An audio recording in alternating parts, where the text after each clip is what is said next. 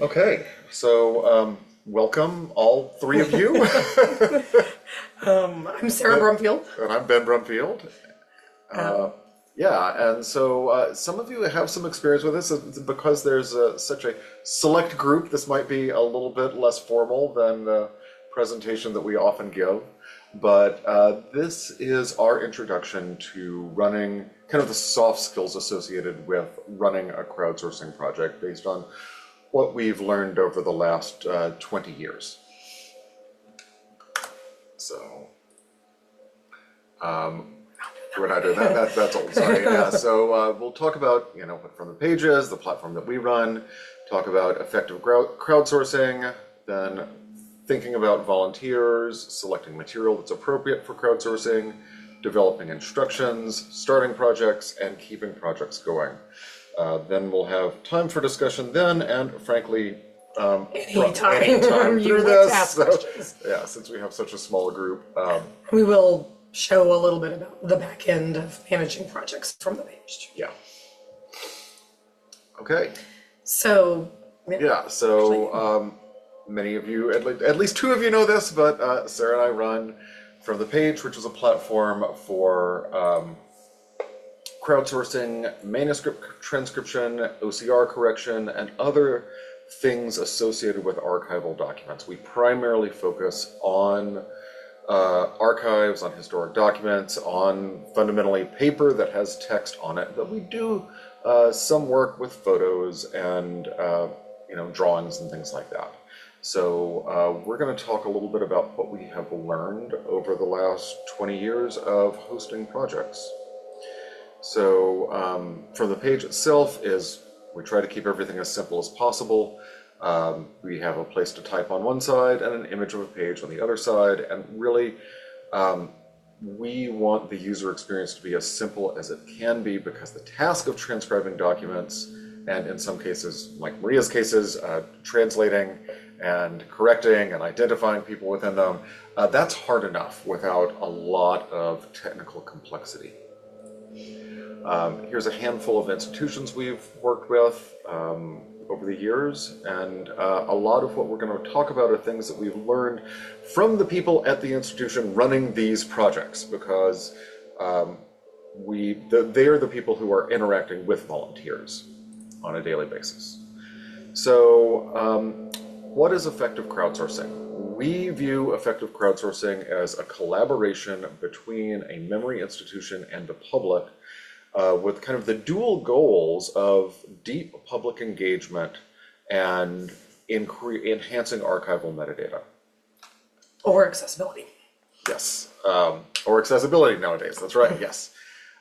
So deep engagement is a little different from shallow engagement. And what I think of shallow engagement, I think about social media presences and Instagram accounts that are really great for getting a broad audience, making a broad audience aware of your collections. And that's fantastic, especially if you have things that go viral. But oftentimes, the best anyone can do if you're asking the public to engage with the material is to maybe leave a comment or push like or share or something like that. You really don't have channels for people really engaging with the material and contributing their own expertise and knowledge and passion.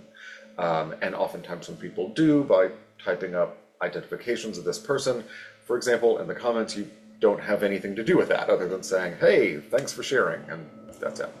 So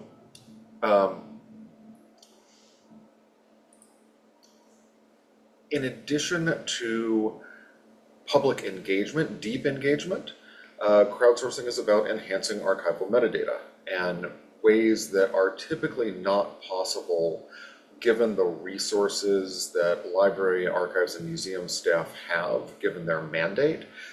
It's really hard to justify sitting down and transcribing every single page of a document like this one when there are boxes and boxes of unprocessed materials. This is an interesting example of kind of massive human interpretation. It is an orchidology notebook that is written in German about orchids by a naturalist who obviously is doing a lot with, Linnaean names that are in Latin. It is hard to, you don't need thousands of people working on this document. What you need is one person who's going deep and transcribing the material about the orchids, including the German and the Latin, plus expanding some material with descriptions of images. And that's the kind of thing that archive staff really typically don't have time to do. I think Ben's description, and we capture that sometimes jokingly as nerd sourcing. Yeah. So crowdsourcing is really only possible with the guidance and engagement of archive staff. You can't really replace trained information professionals with the crowd. We have a friend who jokes that, some people in institutions think that crowdsourcing means you'll get other people to do your homework for you, and really what it means is that you've got a brand new homework assignment that you didn't know you had. So we have a cute picture of a puppy here because one of our other standing jokes is that crowdsourcing is not free as in speech or free as in beer. It's free as in puppy. The puppy is free, but you have to take care of it. You have a lot of work to do. So when you have volunteers that are participating in these projects, they don't like to be ignored. They don't like having their work lost. They're doing something that they feel is meaningful, and they're engaging with you and your institution. So you have to make their work meaningful and engage with them. So we're going to talk a lot about the work that goes into successful crowdsourcing projects. So let's start with volunteers, because if you don't have volunteers, then you're not going to have a successful crowdsourcing project. You might have a transcription project with staff or students, but it's not exactly crowdsourcing without volunteers. So I used to just have one slide on this, but now I have 4 because volunteers are so important with these projects. This is a snapshot of a week on FromThePage. This was right after we had hit our 2 millionth page transcribed. And over that week, we had 450 volunteers working on the platform. When we look across a year, we often have about 5,000 volunteers. And we want that magic to happen for you to post your material on FromThePage, and for one of these volunteers to find it and start working on it. We're working very hard to connect volunteers with projects, to give them a way to find interesting, active, well-managed projects. But it's not always easy. We send out a monthly newsletter that features new projects, but we also suggest that you work to recruit volunteers, because your most dedicated volunteers are often the ones that already have ties to your institution because of your location or because of your material. And there's lots of different ways to find volunteers. Eric Johnson's on. He's from the Library of Virginia. He's working. You might recognize this building. Or some of these volunteers. He's working on their Virginia 250 project. But this is a picture of some of the Library of Virginia's volunteers at their annual transcribiversary. Yes, they have an annual party to celebrate transcribing. They have one of the best transcription programs in the country, frankly, in the world. Yeah. Yes. You don't have to do as much as they do. So I love how diverse this group is. We know that volunteers tend to skew older. Retirees love these types of projects, but Library of Virginia has a lot of students that work with them as well.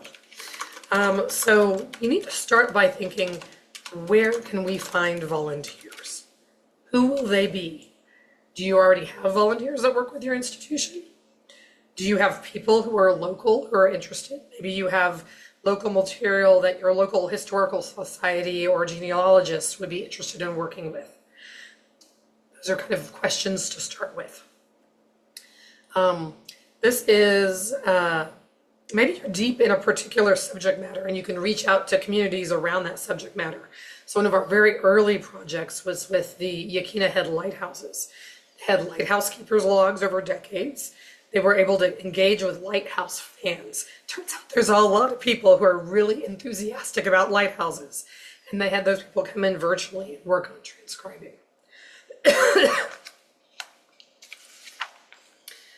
When you think about volunteers, I work on my voice here. You can also think about what material has been the most popular with your patrons and think about why it's popular. This image is a volunteer with the Missouri State Archives. She's holding her grandfather's death certificate. Genealogists love projects with lots of names and vital information, even if the material is not as engaging or as diaries or letters. We've seen some very successful projects with heritage organizations, especially the Daughters of the American Revolution.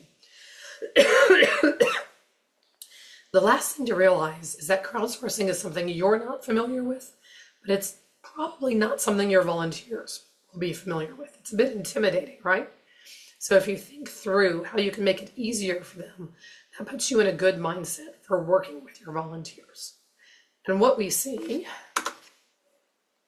is that volunteers and transcribers get really into this type of work. It's very fun, it's very engaging.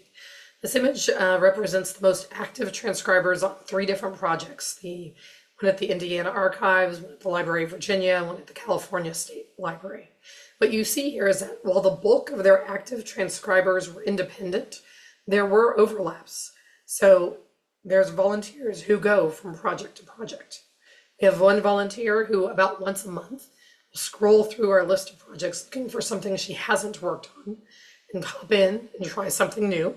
It's kind of fascinating because sometimes she finds something she's really interested in and goes deep and contributes a lot. Sometimes she does a page or 2 and she moves on. She has contributed to a majority of the collection's Hunt for the Page. It's kind of crazy. Thousands. So, what material is most appropriate for a crowdsourcing project? Volunteers are motivated by a number of things. Not every volunteer is motivated by the same thing. We're just discovered a volunteer the other day who loves getting letter forms right, but doesn't actually read the sentences that she's transcribing, which is actually a problem. Which is kind of a problem, but yeah, it's unusual. People are built differently. So we recommend you choose material that can tell a good story, provide an immersive experience, or contains local history or genealogy. Ideally 2 or 3 at the same time.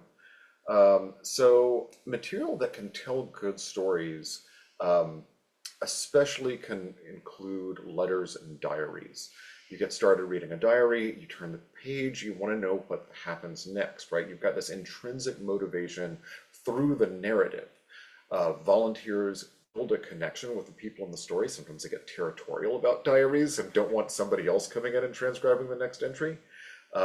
This is an example of a correspondence on a project that I ran in which a volunteer transcribed about, in this case, right, she started on January 1st, so she transcribes about 2 weeks worth of diary entries and sends me email saying, "What's wrong with Josie? Julia is worried about her, something is wrong, what's going on?" And unfortunately, this is someone who's a member of the household who's dying of stomach cancer, and I have to let her down. But this is this connection, right? What's going to happen next? What's going to happen with this person? So even though letters and diaries provide immersion through narrative, not everything has to be narrative to be immersive. So when the Alabama State Archives indexed their World War I service cards, their collections were organized by county, right? So you'd get a document that was maybe 400 cards that were Coffee County, Alabama, surnames D through G, right? And they were able to contact volunteers from those counties and connect them. And if you think about that experience of transcribing all of these service members, you're getting a snapshot of your own community. You're able to recognize the place names, you might recognize the surnames, you might have an older relative who knew some of these people. That's really immersive without being narrative. So you can also be successful with material that has a lot of local history. Indianapolis Public Library ran a project transcribing records from Indianapolis public schools. I found these to be pretty dry, but because they're just lists of names of students and parents, but they are a genealogist goldmine, and a lot of volunteers are active genealogists. They know the importance of these records in helping people break through their own brick walls, and they want to help other people out to do that as well. We also find, go back one, if you can give your volunteers a sense of accomplishment, that's very motivating. I think many of us are motivated by checking things off a list. So like the World War I service card projects were successful in part because you had this single card, and Alabama, many state archives did projects like this, but Alabama only collected about 5 fields from each card. So your transcribers could get a lot done. They all like getting stuff done, and that feeling of accomplishment kept them coming back. That particular project was 111,000 World War I service cards, and they transcribed them all in 2.5 months because their material hit so many of these points, had such great relationships with the local genealogy and history organizations. People found it immersive, and they really felt like they were getting things done. So once you've identified the material, the next thing to do is to develop instructions, defining the task, right? For transcription projects, that means giving people conventions on how to transcribe. The minute anyone encounters a word that's unclear to read, or they hit an abbreviation or a spelling that's non-standard, they're going to have questions. So we encourage projects to develop transcription conventions that give instructions to volunteers about what to do when they see these things. So we show this on the transcription screen itself, right underneath the field that volunteers are typing into, so they can find it easily if they run into problems. This is an example from Wisconsin Historical Society that always has great documentation. One thing we recommend is that you transcribe a few example pages while you're doing this. Upload those as a separate section so you can link to them. So people may try to figure out how do they do this rather than reading the instructions. As you work through projects, you can iterate, you can improve the transcription conventions and help text as people ask questions, or as you learn more or you discover they're doing things you don't like. It's pretty easy to change. One thing we do recommend as you're creating examples, if you can do, and your conventions, if you can do that with a handful of staff members and ask them to transcribe a page, ideally people who aren't used to working with this material, right? People who are new to it, listen to the questions they ask you. That gives you a great opportunity to update the conventions and instructions and your examples. So getting people together to have a transcribathon, getting people together is useful for developing these conventions, but they're also great ways to get a project started. They're good ways to do outreach. Library of Virginia has a transcribathon every month, actually 2 at this point, 1 in person and 1 virtual. You don't have to do that. Yeah, you don't have to do that, right? But you can launch a transcribathon at the very beginning of a project, bring in people you think might be leaders within their field or their communities, people who are active in genealogy organizations, local history organizations, to do an in-person transcribathon. And what that does is that lets you give people hands-on instruction, lets you maybe refine your instructions and documentation as well as you see the questions they're answering. But ideally, those people are going to emerge from the transcribathon with a sense of confidence and enthusiasm about the task, right? Oftentimes it's not the technology people struggle with, it's handwriting, or it's, hey, I'm not a librarian, what do I do here? Or, is my work good enough, right? And you can help them overcome that hurdle and let them come back to their communities and become advocates there as well. And I love this picture because these people at this transcribathon hosted at University of Virginia are so intent. They're working so hard to figure it out. And this is from the 1960s. And Julian bought most of his documents. Yeah, so they're also a great way to get publicity.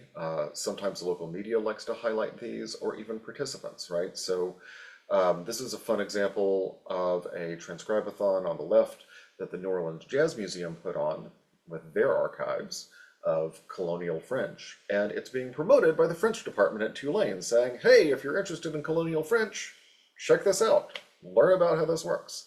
On the right, we've got somebody who is showing off online. Check it out. This is so cool. I get to work with medieval manuscripts. Oh, this is great, right? So there's a lot of enthusiasm that can spread that way. It's possible to do virtual transcribathons, but those tend to be a little more difficult. One example of this that was extremely successful was a transcribathon that was held during a virtual conference, right? So this is the Schoenberg Institute of Manuscript Studies virtual conference. You know, they've got all these presentations going through a 3-day long conference, but they missed having kind of the hallway track. They missed the experience of people getting to interact with each other, talking about projects together, getting to really kind of have that focus in person. So they ran a transcribathon in parallel to the conference while it was going on. And during that, they set these very clear goals. They transcribed this entire Old French document and edited it and got it publication ready in 3 days, which is something everyone was really excited about. So you don't have to do a transcribathon, but you should definitely do some outreach and some marketing. If you have existing outreach venues, there's actually been some research done on this. Do you remember who did the research? It was University of Uppsala and the Swedish National Archives. On like which they did all this different types of outreach, you know, radio, TV, social media, and what they found was that the institution's mailing lists, like their existing outreach places and venues, and in particular the electronic ones, were where the majority of their volunteers came from. Was much, much more successful than kind of these open calls. So again, that kind of reinforces this: people who already know you, already trust you. If you have any of that, you should definitely lean hard on that. But if you we've also seen an example of a really, really successful project that recruited someone based on a reference request, right? So there wasn't already this institution is very small. They did not have any kind of mailing list or social media presence, but somebody sent email asking about a document that was related to 19th century Texas, and they responded and said, "Oh, and by the way, you might want to check out this project that has other different documents about 19th century Texas." And that person got absolutely hooked and plowed through the whole thing. It was incredible. But if you have a physical location, you can do handouts. If you're a public library, a checkout desk or something. But you can also look for subject matter enthusiast communities, people who would be interested in your material and might not be local. Actually, what we find, especially with that family history and genealogy sort of tie-in, is that expats, people who have left your area but still feel really strongly about it, are often some of your best volunteers. We have in our follow-up email, we actually have a whole blog post where we talk about different ways to find some of these. Yes. Okay, thank you. Yeah. Okay, so local news channels also pick up these projects because they're interesting and visual. There's a South Dakota news program that featured a 5-minute long walkthrough of their local project that included, instructions on how to sign up for an account and all this amazing stuff. On the nightly news. On the nightly news, yeah. They're dedicating 5 minutes of the nightly news to this project just blew us away. But you can see why, right? If you look at this example from the Seattle Municipal Archives, you've got a feel-good story. It's very visual, right? There's all these papers out and books and stuff, and it's stuff that a lot of people don't know about. And it's a way for libraries and archives to kind of be in front of people and show them a part that you don't get with Children's Story Hour, right? That's not as public, but it's still fascinating. We've also seen some interesting results from coverage from traditional media, print media, right? The busiest day on From the Page in 2020, which was a very busy year for virtual volunteering, was Christmas Eve and Christmas Day, because North Carolina Archives had launched a project. They had, I guess, reached out to local media. Local media had set these stories up, probably written in advance and queued up to go over a slow news day, and they promoted it on the Virginian Pilot published it on New Year's Eve, Christmas Eve, and a couple of days later for the Charlotte Observer.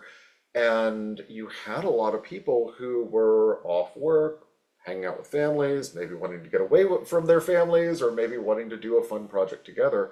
And to this day, the largest concentration of volunteers on From the Page may be from North Carolina because of this one local media blitz. So once you kick off a project, you're going to get volunteers start working on it, and you need to kind of figure out how to keep them engaged. It's not actually that unusual for a volunteer to drop by, transcribe a page, and you may never see them again. We have a couple of suggestions for keeping those volunteers engaged. The more you can keep, the more you'll accomplish. So the first suggestion is to welcome new users. We send out a note every night to project managers telling them what's gone on their collections that previous day. You'll get something like the screenshot at the bottom where it shows you the name of someone who joined your particular project. You can go into your collaborator tab and see who joined. You can grab their email addresses if they've opted in, and you can send them an email. It can be a stock email. Tell them what the project is, the purpose. Volunteers really like purpose, where the material is going to be used for, including any training materials you might have, link to your help tab or your transcription conventions, and include how to contact you. You want them to be able to ask you a question or to share something they found during the process, or to see if they can bring in a group of 20 people to help you transcribe. Yeah, and sometimes you'll end up finding things that are really surprising. One of the projects that I ran early on with a set of family diaries, once that project got going, I received multiple diaries in the mail from descendants who had inherited them saying, oh, you'll probably do more with this than I have. And we often get misdirected emails, as someone cannot find the institution, that literally are, hey, I have related material I'm trying to find a home for, which can be pretty cool. So in addition to welcoming new users, the nightly email also includes comments and questions from collaborators, from the volunteers who are transcribing these projects. Volunteers can ask questions as they work, and answers by staff or other volunteers will appear in place as well as being emailed to them. This is on the page with Yes. the transcription, which we think is really important to keep that conversation there. Right. And you can see an example on the right, comments from your collaborators. That's the email that I receive in this case by somebody who, in this case, isn't even asking questions, but is, saying, oh, well, they mentioned this stuff, and yet it's actually this kind of remedy, and, there are things that I've learned about this. This is this great thing about this kind of deep engagement. There's a great example of an interaction we want to highlight here on the left that's also at the lighthouses. There's a volunteer who's asking a question saying there's a lot of activity around a hack. They cleaned it on the 12th, they painted on the 21st and 22nd, 23rd, they varnished on the 25th. What is a hack, right? And I actually went and looked at her edit history, and there were a handful of places in which she had actually left this word untranscribed and then came back and decided, yeah, it actually is a hack. What is that, right? This doesn't make any sense, right? So she left this comment. That meant that the next morning, the people running the project at the Friends organization received that note, and they did a great thing. They responded immediately to her saying, we have no idea, which seems kind of lame, but it's really important because she gets that response and she knows that there's somebody on the other end of the line. There's somebody paying attention. There's somebody who is engaging with her. The work she's pouring in isn't just being poured down a hole, right?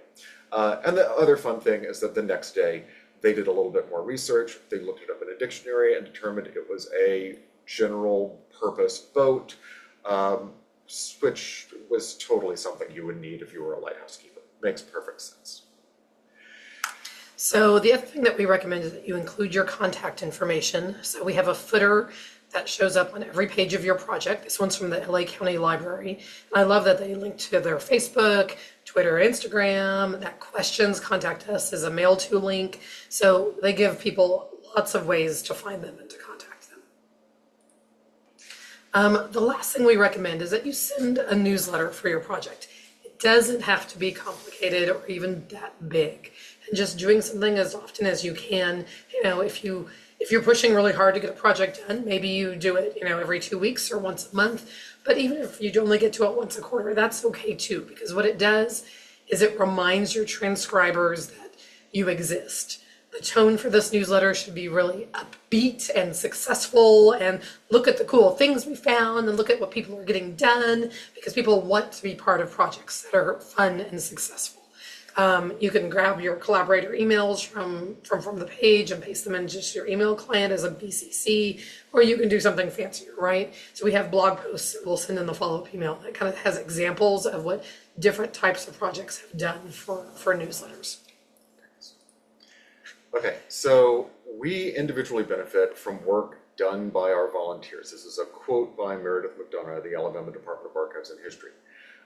Crowdsourcing invites citizens to join in the work, give them a sense of responsibility for the past we all share, and a personal connection to the people who made it, and a desire to support and protect the institutions that preserve it. Yeah. Okay, so that's kind of our formal presentation. But if you're even the littlest inspired, I encourage you to kind of act on that, because we try to make it super, super easy to get started. We'll send out a link that includes our trial project sign up. You can do 200 pages for free. That includes our AI drafts that Ben's going to talk about in a little bit. And really, there's no strings attached. Experiment with it, play with it, get your colleagues to try, get your family to try, and just see how it works. We want you to see the magic of crowdsourcing. So, and to imagine how it can be part of your archives work. Okay, so I'm going to stop sharing and open up the floor to discussions. You're welcome to type in the chat or just unmute yourself. Small group. We're such a small group. Hooray, summer. Yeah. And then we will do a screen share and kind of Yeah, show some of that stuff. stuff.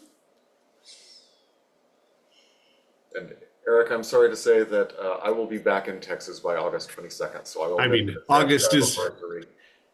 I am sorry to hear that, but also totally understand, and probably, I mean, I don't know if leaving Richmond in late August to be in Texas in late August is all that great a thing, but it is a gross time to be here. So I'm sorry for it, but I hope maybe we'll get to see each other otherwise. So yeah. But I did do my first transcription event, sort of as opposed to having, just open transcription happening. This past weekend, we had a exhibition launch kind of event. And so had a 2-hour transcript. And the nice thing was that I opened up registrations so late in the process that we only had 7 in-person takers, which was actually great for me because it just let me sort of introduce the idea in a way, sort of figure out what worked and didn't work. So, I'm just mostly want to say how much I appreciate y'all's sort of work in doing really nice kind of summary suggestion stuff that I could sort of port over to this in-person thing. I'm doing another one down in Virginia Beach, actually, this weekend. We're going to the big 250 related Sail Fest in Norfolk, which is a big tall ships and other ships event. So that'll be cool. So it's in Norfolk. I'm going to go to the Virginia Beach Public Library. But anyway, and the stuff that I'm really keen on is like the outreach to the, participants who are sort of all online. Like in person is one thing, but the online folks is something else. So that was part of the reason why I wanted to hop on here, because I know, like you said, the Library of Virginia has been doing this a lot. I'm new to it as a person still, as you all know, just to let other people know, sort of, though Library of Virginia is here, it's somebody who's new to the transcription world, who's, who's sort of managing a separate project from these long-term ones. So they've been wonderful resources, but also I feel like it's always nice to sort of go back and hear from folks about kind of recommendations. So very sprawly way of saying thank you for this, as always. Have you managed to get links to announcements or things like that, maybe promoted in this Sail Fest at all? Is there any? I mean, I realize it's probably very in person, but How are you promoting it there? Yeah. So I will. It is very in person. So we're tabling. Like this is a big tabling event, and so we'll be doing. The Virginia Beach Public Library folks have sent me basically a flyer for their, kind of. Because we're going to be there Friday, Saturday, Sunday. The event is Saturday night. The transcription event is Saturday night. So all day Friday and Saturday, at least we'll have something to be able to share with people that might have interest in doing that.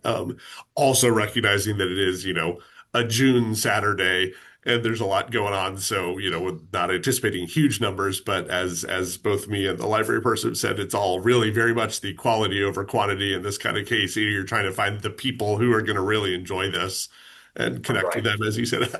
I like And the that's the definitely, nerd sourcing. I think nerd sourcing is exactly right. that's one of the things that we've definitely found looking at all these projects is you kind of think you need all of these volunteers, right? And the answer is you only need a handful, but they're often very, very dedicated and they put in a lot of hours and they put in a lot of effort.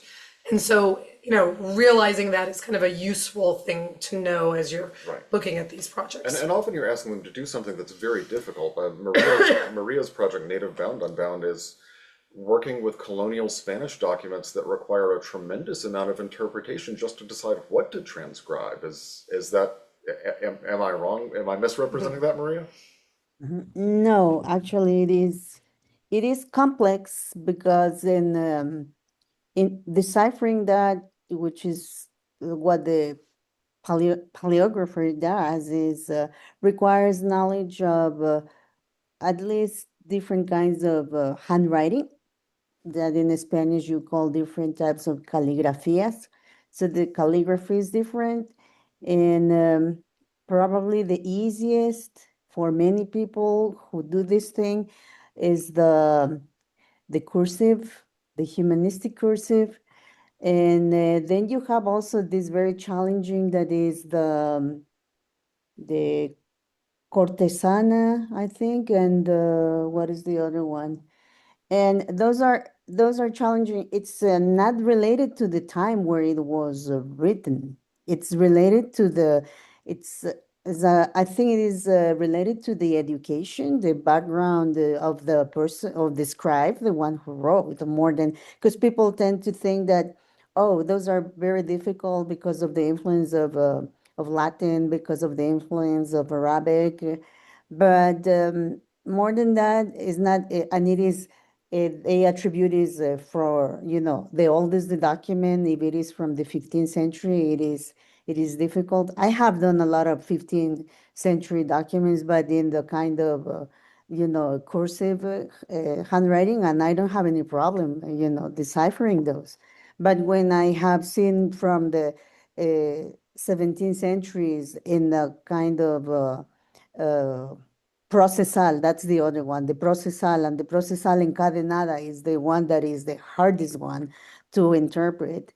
So, but you learn those things with practice, with some special training, and then you do that. Now, my curiosity, and I am very thankful for this presentation you did, is because I am also, graduate assistant because I'm writing my dissertation here at the University of New Mexico. But this, it's like you come by accident or because the paths meet. I am in the linguistics, educational linguistics program, but I have been working here at university libraries in the archives, and I have learned a lot of that, what archivists do.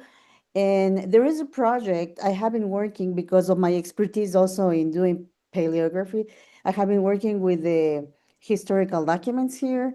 And there's a project that maybe UNM and the Center of Southwest Research are studying the possibility to acquire, from the page for starting, a speeding up the process of digitization and accessibility to all those documents, and also for preserving, because they have a lot of boxes of primary sources, original things. We have been trying to digitize, but it's not only the digitization, it's also the accessibility to our patrons or researchers that come to the library too.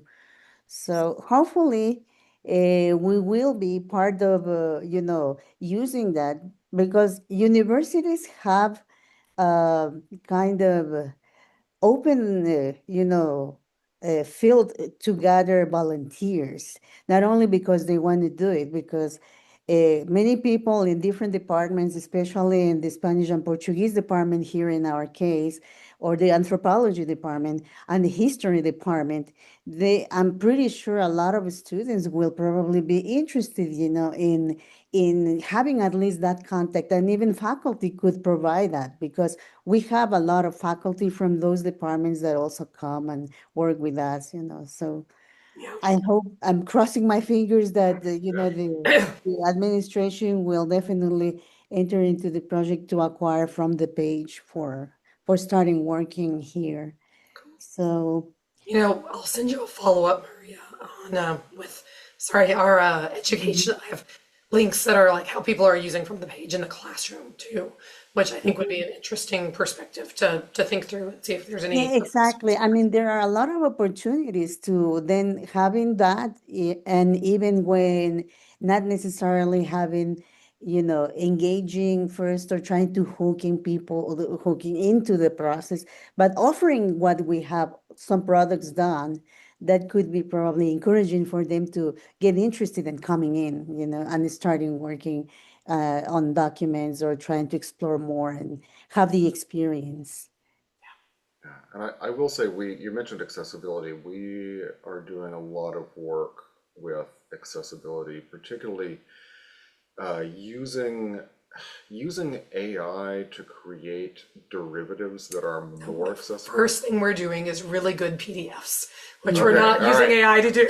Right, but towards what we're hoping to do towards the end of the year, like we're working with a scholar at University of Maryland who does research on how researchers who have vision impairments work with primary sources online, Mm-hmm. and it's a big problem, right? You have people who are, in some cases, faculty members in English departments who had to change their interest from, say, Shakespearean style material to Mm-hmm. Victorian material because their screen readers couldn't handle the variations in spelling and punctuation Yeah.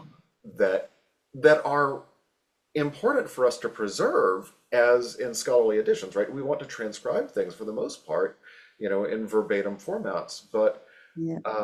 being able to experience that with a screen reader is really hard. And so a lot of the large language models um, are really good at paraphrasing and paraphrasing something like the Spanish documents you're working with or the English documents that Eric is working with. These are all 250 years old Yeah. or roughly in that range, and being able to say, well, here's a version that's going to work with a screen reader really well because we've modernized the punctuation so the screen reader knows when to pause in ways Mm-hmm. that weren't in the original. Is something we're super excited about. Haven't built it yet, but it's coming down the pipeline. Yeah, This is that's being that's gonna recorded. facilitate the work because my first time experience with From the Page, and I understand that's the way, the different archives, even at universities, try to hook people and engage with them to do. It was with UT Texas because they offered the Lilas Benson Yes. repository, archive. They offered almost every year these training courses, and I found about that. So I joined that once.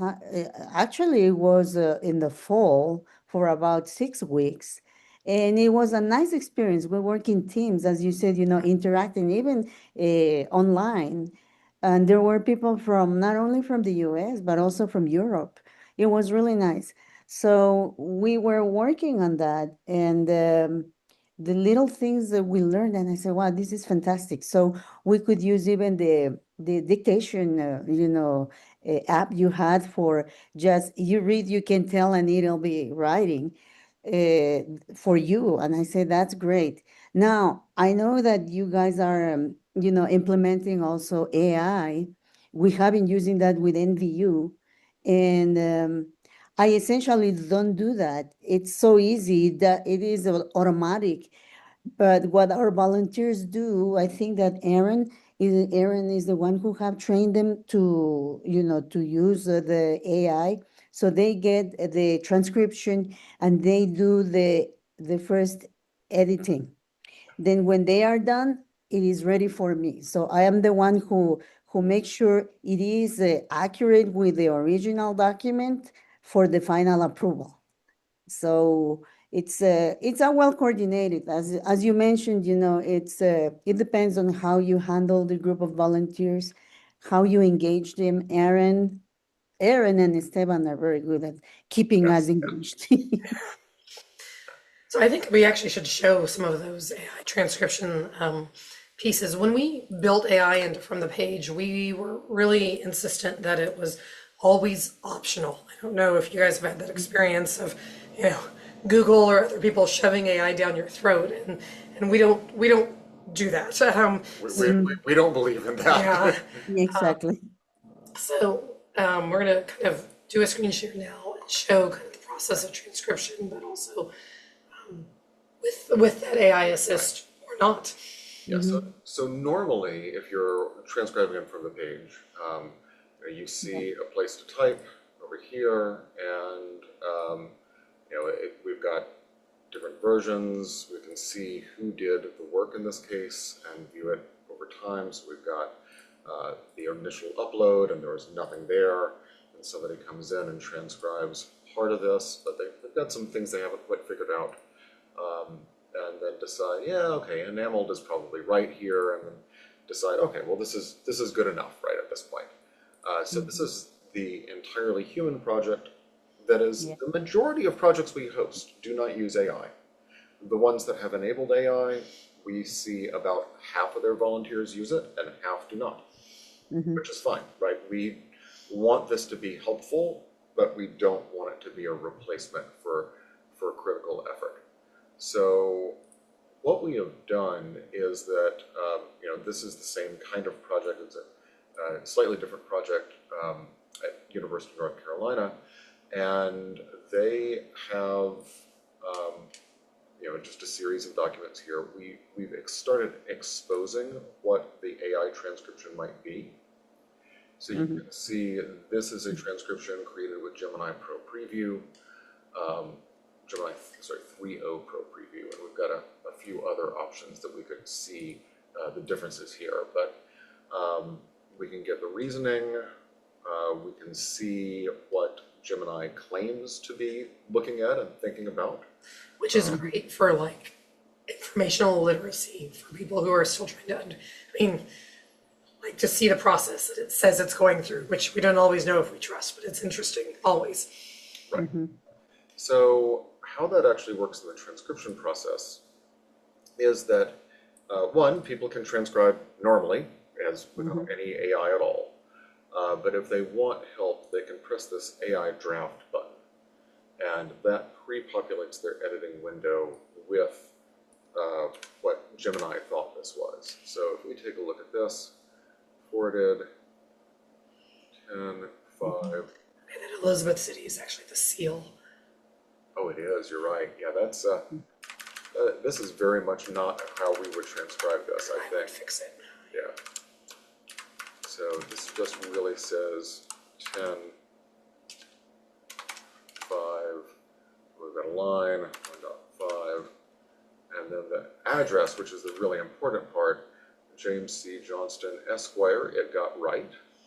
And then it is using the wrong thing for marking up White Sulphur Springs. For the strike through. The strike-through. So we're going to change that to use the tag that this project uses.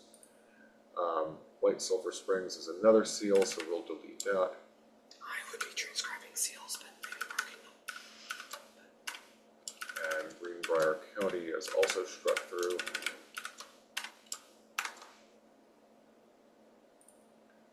And then this actually says, it says Bath County, doesn't it? No, Bath Courthouse, Virginia. Okay. So, and again, I'm getting rid of these.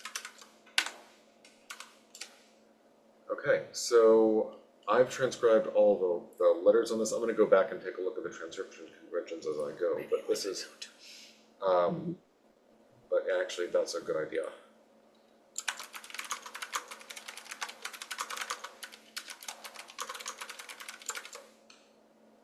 Right. So as people are transcribing, they can leave notes. We talked about this in the presentation, but those bubble up to the top of the whole thing. So you can see, should we transcribe the seals or stamps? And we've got people who are having a conversation. In this case, they're having a conversation about AI in some cases. So they're talking back and forth about, here's what's going on here in this document, which is lots of fun. We do actually store the fact that people are using AI, and we want to expose that, so people maybe have some extra scrutiny on my contributions, because I'm using AI instead of just purely using my brain here. We're also exposing that in the versions. So we say, hey, somebody used an AI draft to do this. So we want people to be aware of that. So that's one of the ways that we're using AI in From the Page. I also wanted to ask if Jennifer or Lindsay had any questions. Both Eric and Maria are old hands to From the Page, but I wanted to encourage you to, if you had anything, don't have to, but if you have anything, type it in. Thank you. Yeah, so we do support other types of projects. So here's an example of a project that is a spreadsheet transcription project. They're working with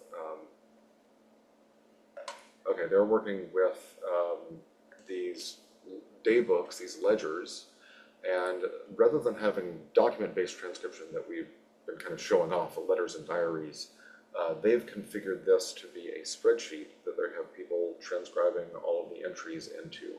They're actually also doing some interpretation with those last columns. Oh, interesting.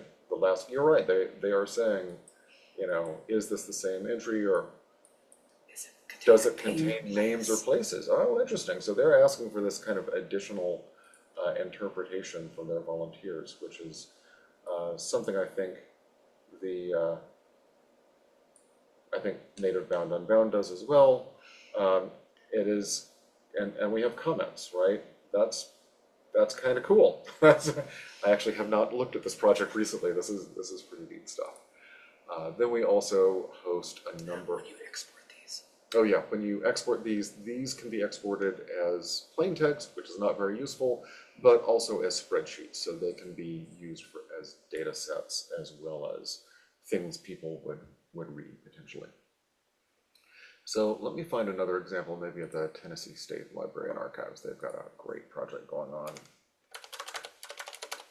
I was hoping I actually spelled Tennessee correctly. So they have governor's papers, which are document-based, but they also have a lot of birth and death records. And those are what we called field-based projects. Oh, somebody's editing this.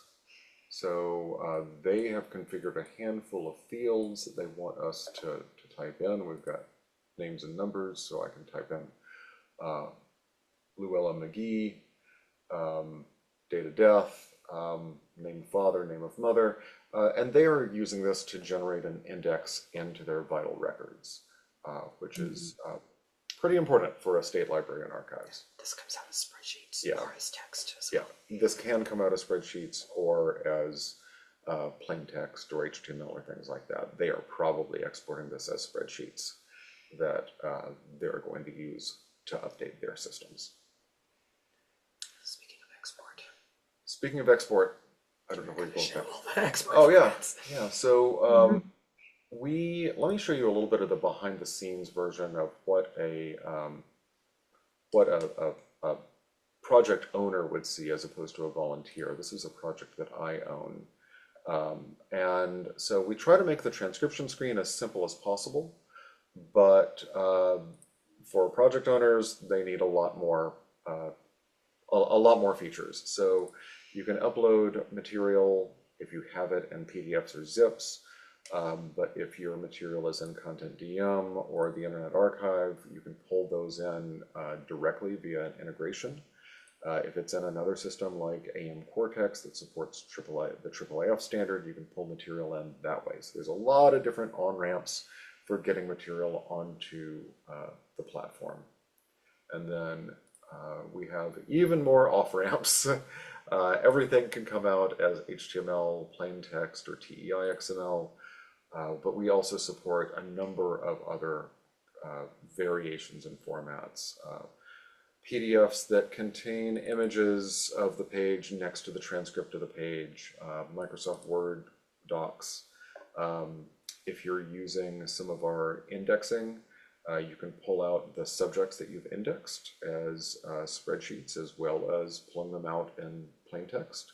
And then, yeah, we've got lots of other things that are available, and we're always adding more export formats. We So also, I have a question with this oh because yeah, this is the first time I see this since for native and unbound, for especially for census that appear originally like on a spreadsheet. mhm, We just do the simple plain text, mhm. and we don't even do the many spaces or tabs that we need. But I noticed that you can, so what you do, you can transcribe that into a spreadsheet, into an Excel, and then you can upload into from the page and it'll show, or how do we get that? So if you run so this configuration of spreadsheet or field-based or Uh-huh. what we call document-based, Yep. because that involves very specific configuration, they have Uh-huh. to be configured as separate projects. So a document Oh. project that has a handful of tables in it, Mhm. really, you can't use the spreadsheet for data entry in that. Okay. Yeah, so probably the way yours is configured is But if it correct. was nothing but stuff that looks like ledgers or Yeah. It's simple spreadsheet-ish text. stuff, Yeah. you Because can I start a noticed new that project and configure it there. there's, And that makes yeah. sense too. Yeah, Yeah, now I understand why they have all just the plain text and the simple way.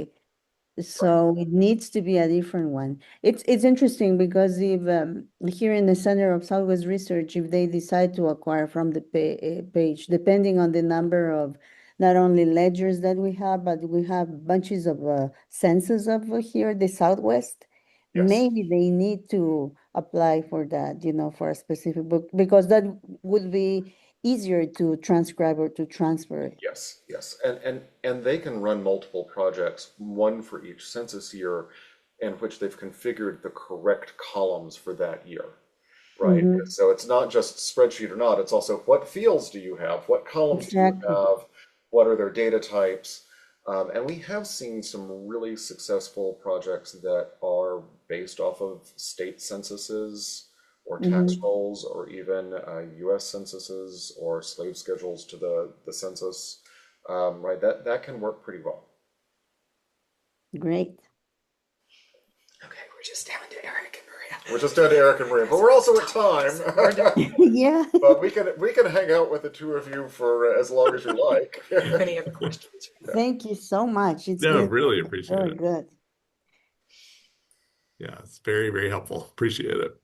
So, And we appreciate both of you for being so interactive and asking questions. Yes, yeah, Thanks. especially when I will confess that I was very excited that we had more than 30 people registered, and I was yes. expecting, Yeah. at 15. least 15 to 20, and Yeah. the two of you and your enthusiasm made up for a little bit of my disappointment. It's still not quite the numbers, but we'll try. So we just appreciate y'all's work. So that's funny. Well, both of you always feel free to reach out. We're Stay always cool. happy to call. And yeah, and stay cool. All right. Yeah. Oh Thank my you gosh. so Yeah, you much. too. Yeah.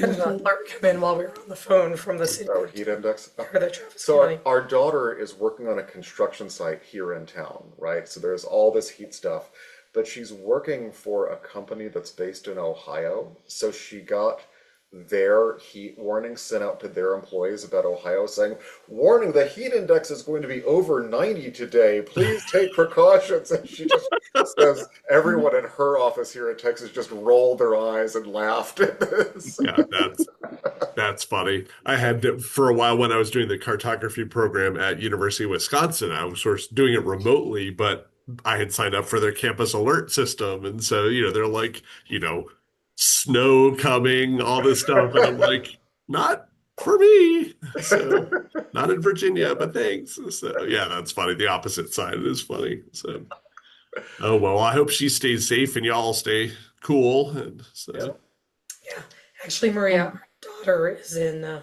New Mexico right now on a 7 or 8 day backpacking trip with the Scouts. Our other daughter is at Oh. Philmont right now and right on. Oh, that's good. having a great time. Ah, that's cool. Great. Getting hot. I hope you get better with your. Yeah. I am getting better. I'm feeling way better today. And my voice actually is twice as strong as it has been. That's good. Yeah. Okay. All So right. Well, you guys good have a seeing good y'all. week. Take care. Thank you. See Bye. you. Bye.